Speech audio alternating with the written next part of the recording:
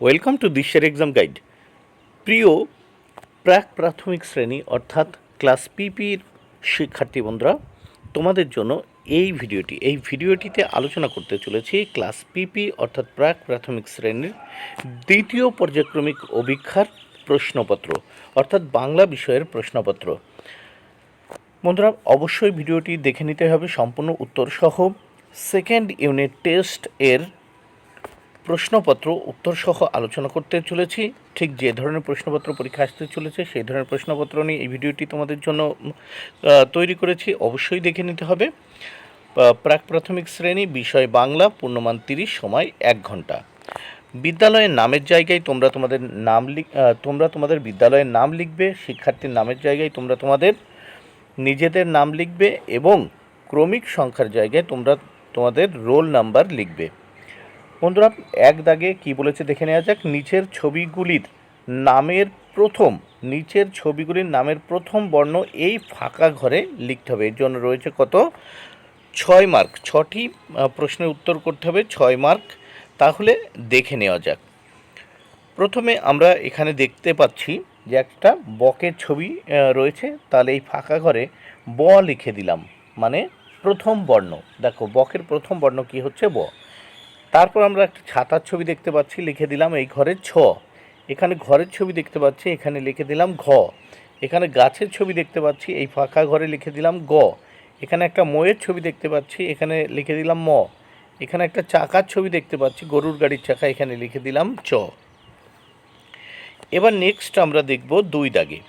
2 দাগে কি বলেছে দেখে নেওয়া যাক। 2 দাগে বলেছে নিচের ফাঁকা ঘরে পরের বর্ণগুলি লেখো। এখানে 6টি প্রশ্নে মানে 6টি বর্ণ লিখতে হবে। এর জন্য 6 মার্ক বরাদ্দ, বা 6টি প্রশ্নের উত্তর করতে হবে। দেখো, হস্যউ এরপর কি হয়? দীর্ঘেউ। তাহলে এই দীর্ঘেউ কিন্তু আমি লিখেছি। ও এরপরে হয় ঔ, এই ও কিন্তু এই ফাঁকা ঘরে আমি লিখেছি। এখানে হস্যই, এই দীর্ঘই কিন্তু আমি এখানে লিখেছি। এখানে আছে ব, এই ভ কিন্তু আমি এই ঘরে লিখেছি। এখানে আছে ক, তাহলে কর পরে কী হবে? খ, এই খ কিন্তু লিখেছি। তারপর এখানে আছে ঘ, এই ঘর পরে কী হবে? উঙ, এই উঙ কিন্তু আমি লিখেছি। এবার নেক্সট আমরা দেখে নেব 3 দাগে।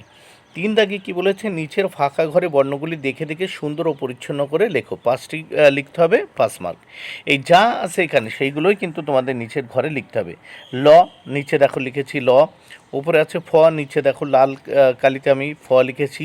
উপরে তালিবর্ষ আছে, নিচে দেখো লাল কালিতে তালিবর্ষ লিখেছি। উপরে আছে ঢয়শূন্য ড়, আমি কিন্তু নিচে লিখেছি ঢয়শূন্য ড়। উপরে আছে বর্গীয় জ, নিচে লিখে দিয়েছি দেখো বর্গীয় জ। এবার আমরা এই প্রশ্নপত্রের নেক্সট পেজ বা পরের পৃষ্ঠা দেখে নেব। এইবার দেখো এখানে পরের পৃষ্ঠাটা ভালো করে কি আছে। 4 দাগে বলেছে এই যে ডট ডট চিহ্নগুলি পরপর যোগ করে বর্ণ লেখো। 5টি করতে হবে, 5 মার্ক। এখানে দেখো জাস্ট ডট ডট ছিল, এই ডট ডট চিহ্নকে আমি জুড়ে দিয়ে দেখো বর্ণ তৈরি করেছি। এটা হ।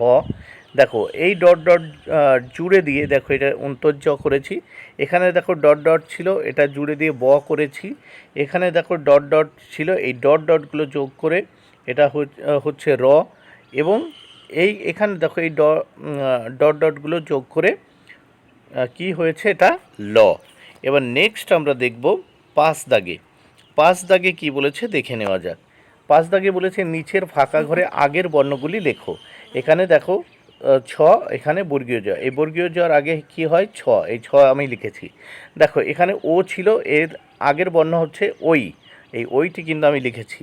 এখানে দেখো ড দেওয়া ছিল, এর আগের ঘর ফাঁকা ছিল, এখানে লিখেছি ঠ।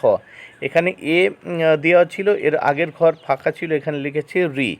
5 দাগে দেখো নিচের ফাঁকা ঘরে মাঝের বর্ণগুলি লেখো। 4টি করতে হবে, 4 মার্ক। প্রত্যেকটির জন্য কিন্তু 1 মার্ক করে বরাদ্দ। তাহলে 5 দাগে দেখো নিচের ফাঁকা ঘরে মাঝের বর্ণগুলি লেখো। এখানে অ, তারপর এইখানে ফাঁকা ছিল, মাঝখানে লিখেছি আ, তারপর হর্ষই। তাহলে অ আ হর্ষই, মাঝখানের আ আমি লিখেছি। তারপর দেখো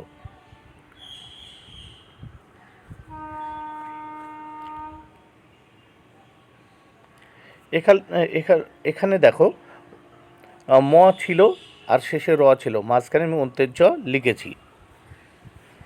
তাহলে মর পরে হচ্ছে কি? অন্ত্যের জ, তারপর র।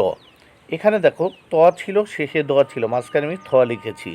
তারপর দেখো এখানে ছিল পেট কাটা মূর্ধন্য ষ আর শেষে ছিল হ, আমি মাঝখানে লিখেছি দন্তন্য স।